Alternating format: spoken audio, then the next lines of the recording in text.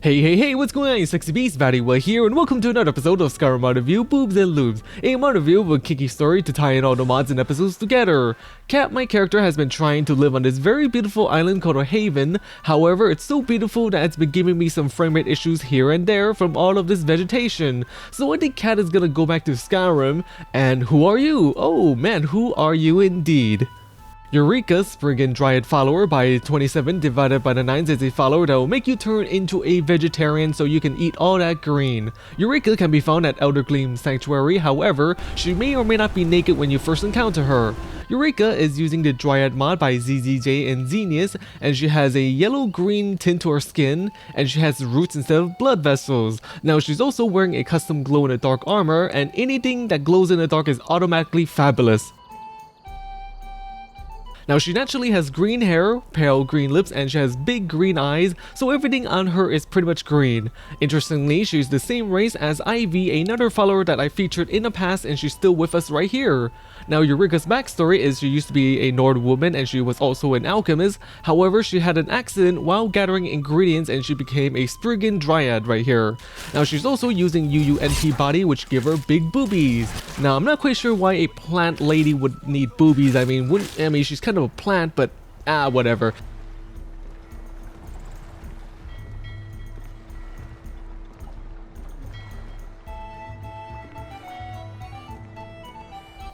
Since the haven did not really work out, I think maybe Kat should go find a smaller player house to live in for now. Now this player house looks like it's gonna be very fun to live in. Thur's Retreat by 1x Miha is a very interactive player home that allows you to fiddle around with pretty much almost every object. Thur's Retreat can be found south of Winterhold, and on the outside of the house there are these braziers that can be lit. There is a stable on the side for Shadowmere or any horses, and right here we have some very comfortable looking chairs, and on the table we have a key to enter the player house. And already there is a bit of interactive triggers. Now right here is the general crafting area. There's a forge that can be lit. We can put it on fire. Yes indeed, we gotta have some fire to do some smelting and to make our armor, to do some hammer smithing. So let's go and check out the inside of the player house. Now the first thing I'm going to do is I'm going to light up the house by triggering all, if not most, of the candles and fire, and it will definitely make the house look a little bit more lively. Now after that there are various items that can be interacted with, like this bedroll. We could roll it out for a guest, and then there is an axe right here, probably for chopping firewood. And on the dining table there are these chairs that can be pulled out before it can be sat on, so that's very interactive, that's very immersive. And of course the rug can be changed underneath the dining table as well.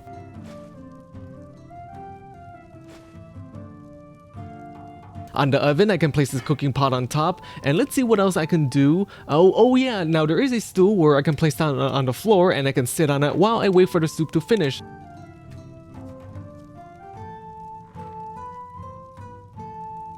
Now there is more. In this book right here I can customize a few things, like the type of bed. I can also set it to where if I go to sleep there's an option of being naked. And here is the default double bed, and then right here we have the two single beds. Now if you use this, it seems someone here has a relationship problem, and to add to this relationship problem there's some curtains that can be placed on the sides to add some privacy. Now this is not very sexy at all. For the sauna room, you can choose to place a door for a little bit more privacy, but I think the main reason is you want to keep all the heat and water vapor inside. Now my favorite thing is being able to change the armor clothing closet. I can change what it looks like and if it's for male or female. Now obviously it's gonna be female, duh. Now there are light armor, heavy armor, clothing, and a mixture of everything. So this is kind of perfect if you specifically use only one type of armor for your character. And well, obviously if you use light armor, you kind of want your closet to have light armor. Now another fantastic thing is that the shutters can be open and closed to let in some sunlight, and it gets even better. So if you open them at night and then you go outside, you can see the indoor light coming out of the house. Now if it's closed, it's going to be dark, so I really like this feature as well. However, there is a problem. My character's current armor is missing some legs and arms and a head, so maybe Cat needs a new armor so she can actually interact with the house. Leather armor for UNPB-TBBP by Gekku1992 is a very adorable outfit that kind of goes very well with whatever armor type your character wears. Now, the leather armor is an odd armor mainly because of its color scheme. It's both pink and brown, colors that you normally would not see together. Now, the leather armor goes very well with your character because the outfit seems to be like a hybrid of some sort. It has a very hybrid look to it. On one hand, it kind of looks like an armor that a mage would wear, which would be light armor, and then it also looks like something that a thief would wear.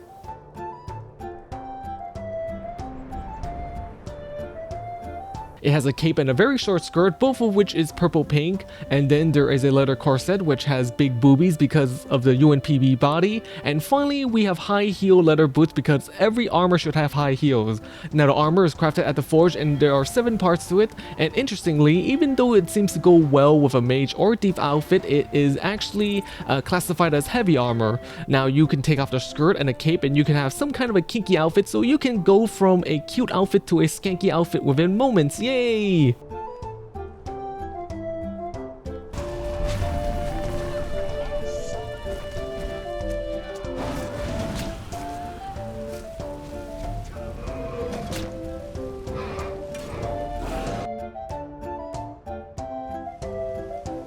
The house has very great view and it's rather secluded. However, there are enemies all around here. We have to be very careful, by the way, because the combat has been changed and revamped. Wildcat Combat of Skyrim by Enai Siaion adds some new dimensions into your struggles and battles in Skyrim. So right here I have an orc bandit and he's going to be helping me demonstrate the main feature of this mod. During a battle, when you take damage, there's a chance for you to acquire an injury. Now both you and your enemy can get injured. A soldier injury means that the orc will have minus 30% attack speed. Cranium injury means that you will lose 10 magicka per second. Neck injury, he now takes more damage from bashes and power attacks. And as the battle drags on, you take more and more injuries and it will stay on you until you're fully healed. Okay, it's my turn now. I hope I'm not gonna die. Now, enemies with this mod is also a little bit more aggressive. Their AI has been changed. And dang, it looks like I already got skin, arm, and stomach injury. Oh wait, also muscle injury. Now, as you can see, my character is very weak right now. I stagger when I try to attack, and I also stagger when I try to walk. Now, if I try to run, it's probably not going to work because, well, obviously I'm walking very slow, I'm staggering. Now, if I do hit the orc, I also do less damage because of my HP. So basically, the less HP you have, the more injuries you get, and also the less damage you do. Now, there are about 16 different injuries that you might get in a fight, which also depends on which race you are. You can also do a time block. Now if you attack and attack at the right time, you can stagger the attacker and it blocks 20% more damage. But yeah, this mod contains a lot of changes to like the battle variables and whatnot, and there's also a mod menu that allows you to adjust things like chances of you getting injury, or you can disable and enable certain things.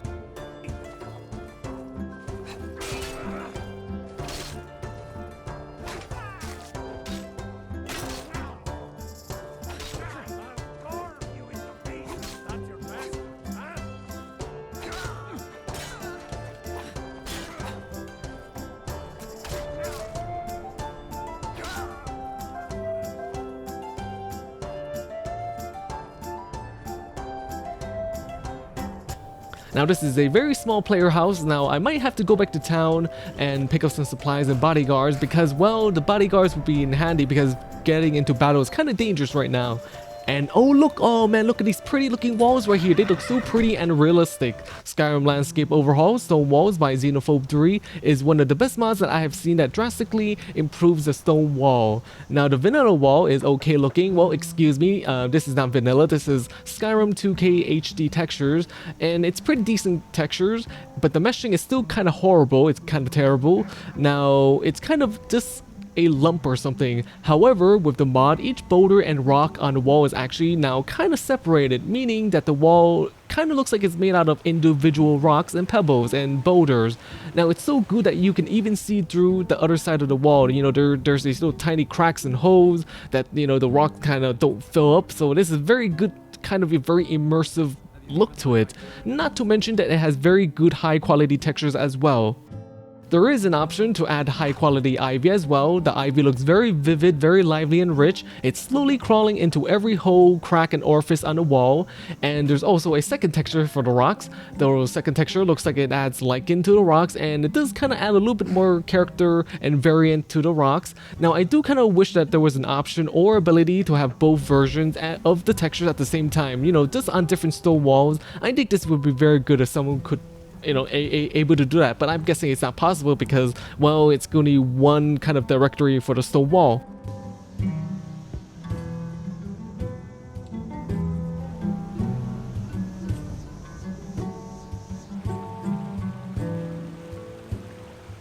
Anyways, Kat got some supplies from Riverwood. Now she's in Whiterun looking for guards for her house. The Book of UUNP, Iron and Steel, Volume 1, Bodyslide by Gamefever is a huge mod that adds a lot of variation and combinations to the armor that NPCs wear. So right here are some of the city and hold guards to demonstrate the variety that now exists. And here are some Whiterun guards, and as you can see, they all look different. Now this is because the mod author modified and added in over 150 different armor pieces, and in this case they have slightly different chest armor and different capes. Now these right here are the Folkgrave guards, and each region, by the way, has a distinct style of armor. Again, these 5 ladies right here have different chest armor, cape, soldier pauldrons, tummy armor, or maybe they even lack a few pieces to add some variations because, well, not everyone is gonna have access to equipment that they need. Now the pale hold guards are rather sexy, especially this first one right here, and the rest has either fur or goat horns on their soldier pauldrons. Again, they are kind of unique compared to the Folkgrave and Whiterun guards.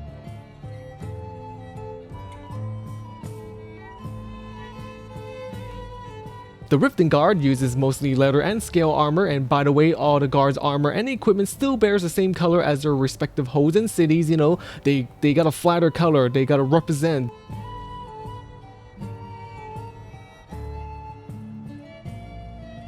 Now the Reach guards are definitely my favorite. Oh yeah, they are my favorite indeed. Now I really like them just because I recently featured a dwarven bikini and that was sexy as fuck.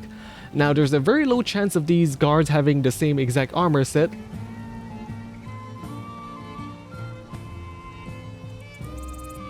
And the reason why this is possible can be seen with the add item menu mod. Now right here we have 3 pages that contains hundreds of armor pieces of different style, and all of these armor pieces are now in the loot table, so they can be found in the wild off enemies and chests. They can be bought from an NPC or as a quest reward, so it's pretty damn crazy. Now just look at all these bandit thugs right here. It affects only female NPCs and enemies at the moment. There are 13 bandit thugs right here, and they all have different armor. So I guess this would be a very good way to keep track of who I screwed. You know, screwed as in screwed over, of course. You know, keep track of who I killed. Not sure what you guys are thinking about. Now the different armor variation is another way to give some uniqueness to all the NPCs and enemies. You know, it makes it less boring that way. Plus, after they die, I can loot their bodies for their outfit. Anyways, I think this is it for this episode of Skyrim Mod Review, Boobs and Lubes. Now, if you enjoy, I want you to bang that like and subscribe button, bang it good. Are you banging it now? Come on, bang it. Now follow me on Twitter and, you know, all the other good stuff. My social media links can be found in the video description below. I also have a Patreon if you'd like to donate and help out VatiWah. That would be fantastic. You know, I could get like a new computer, video card, all that thing. You know, just to make my mod reviews a little bit better. You know, 60 frames, ultra, 1080p, 4K textures, and all that other good stuff. Well then, stay sexy my friends, stay sexy. Now, in this case, they're kind of free to move around, so yeah, I'm a little bit confused. But yeah, it doesn't really provide any defense at all since, you know, it is pretty much made out of rope. Now, if you feel uncomfortable stabbing weapon on it, it kind of looks like maybe a jackhammer for breaking a rock. And take a look at this, guys. Take a look at this. It gets freakier. I can't believe it. You can become a walking torso, which is